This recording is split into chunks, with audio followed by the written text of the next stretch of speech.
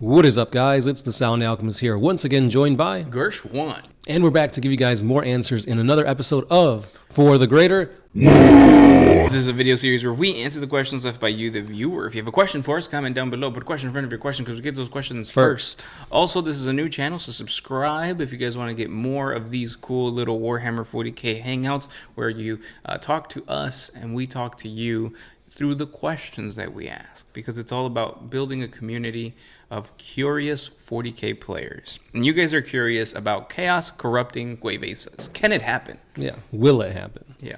And the answer is yes. Yeah. Chaos can corrupt humanity regardless of what humanity is up to. The reason that or I guess, what are they called? Yeah, the Tau don't get corrupted is because chaos doesn't see them as like worth corrupting. Yeah, the way they describe it is chaos likes to corrupt something with a high warp signature, and warp signature is based on basically the power of the soul. Mm-hmm. So humans have like a raging fire, whereas a Tau soul is like a matchstick. So why would chaos spend time, effort, and power to corrupt these little insignificant Tau when you can corrupt a human and you'll get much more out of it? Yeah. So they just go for the more, they go for the delicacies and not so much the trashy Tau. Yeah, not to say it never happens. There are instances where the Tau do get corrupted, but yes, the Guevessa get corrupted, I feel like, more often than not, you would think. Yeah, and I think one of the most well-known stories is the Startide Nexus, or before the Startide Nexus, they did a warp jump, and the Tau saw their auxiliaries, which were not Tau, get corrupted by chaos and turn into like freaks because of the warp and the manipulation of that. Yeah, it's kind of implied it was Zeech playing around with that. Mm-hmm. So same thing with Guevessa. So Guevessa can be corrupted in that similar way. Mm-hmm. Limbs appearing where limbs should not be, and all that kind of stuff. Good question. Another one that we get a lot is, what's the difference between a Grey Knight and an Adeptus Custodes? Yeah, so first and foremost, Adeptus Custodes are not Space Marines. Yep. They don't have Gene Seed. They don't have the same structure as a Space Marine. They don't follow the Codex Astartes. These are super augmented at the start of like babies, right? Because they're not like created. They're babies, and then they're like psycho-alchemy and like indoctrination, superior training, gene implantations and stuff like that are put onto these babies so that they can become these super soldiers above a Space Marine. Yep. Whereas a Space Marine, you have to wait until prepubescence, right before they start puberty. That's when the recruitment process happens. Right. Also, Grey Knights are psychers. They're expert psychers, and the Adeptus Custodes are not. There are no psychic. No, Custodes are not psychic. They have a resistance to the warp, but it's like if they can't shoot lightning out of their hands and stuff like that. The Grey Knights, they're meant to fight fire with fire, essentially fighting the warp with warp shenanigans, whereas the Custodes are meant to be the best at fighting anything physical. Not to say that they can't fight against like demons. They can, and they can whoop their ass, but at the same time, they're not meant for that specifically. Yep. True. The next question that we get is, what's the difference between a Primarch and an Adeptus Custodes? So I guess who would win? Yeah. So Custodes, even though they're as stronger than a regular Space Marine, they're not quite to the level of a Primarch. Yeah. However, Constantine Valdor, which is like the right-hand man of the Emperor, who is like the leader of the Custodes back during the like the heresy era and all that stuff, he actually was able to go head-to-head, toe-to-toe against some Primarchs when sparring. Now, that's not to say they were both going all out and, this guy can beat him, but when training, he could get the upper hand or at least tie with a Primarch, so he's almost to that level. Yeah.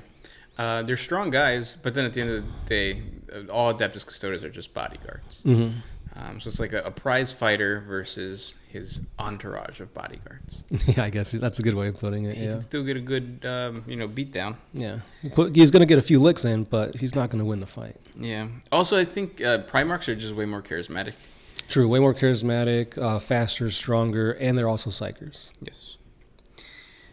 Do you have another question? Why is it that a lot of chapter masters aren't the strongest fighters in their chapter? Because they got brains instead of bronze. Yeah, not every chapter master is the best the strongest fighter, because you need more. You need to know tactics. You need to know the ins and out, or you just got to be best friends with like your Primarch. Yeah. Also, because I think there's an Iron Hand successor chapter where the chapter master is a dreadnought. Mm-hmm. That's wisdom. Yeah, that's experience. You know what we value? Knowledge. Knowledge is power. Hide it well. Yeah. We don't follow Zeech. No.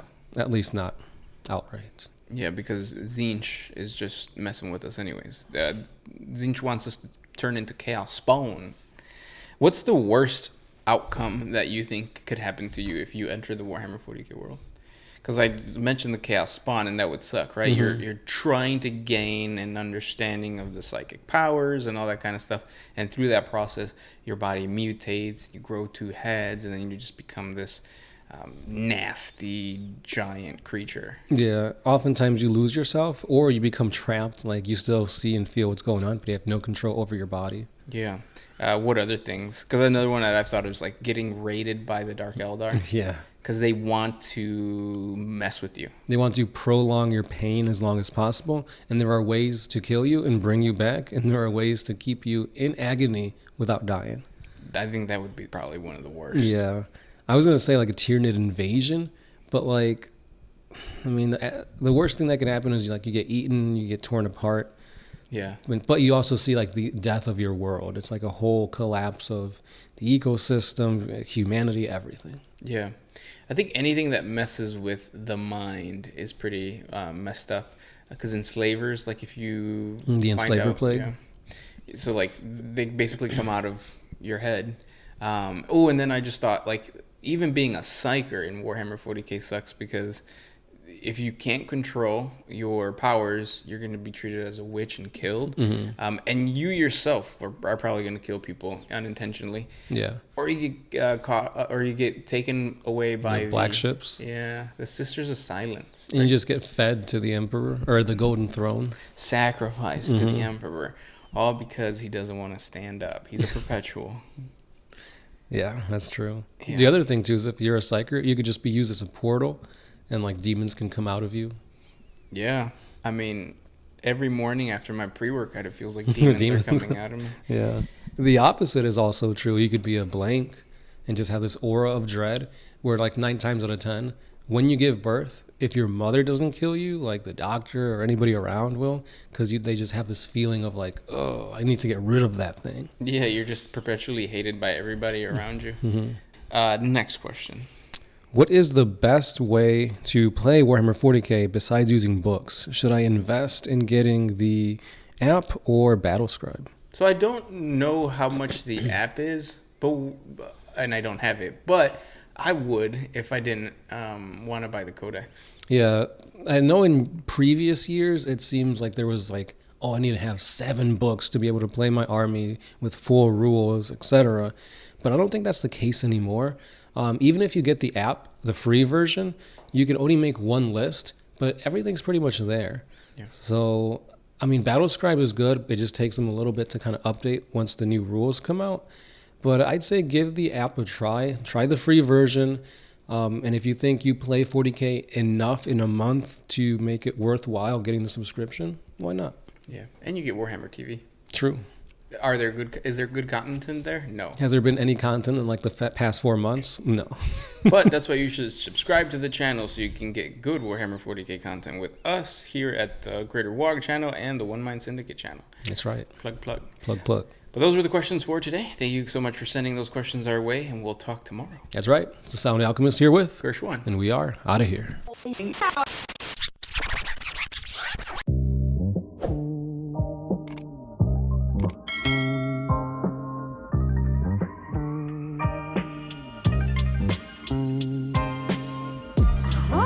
used to put my freedom first in any situation.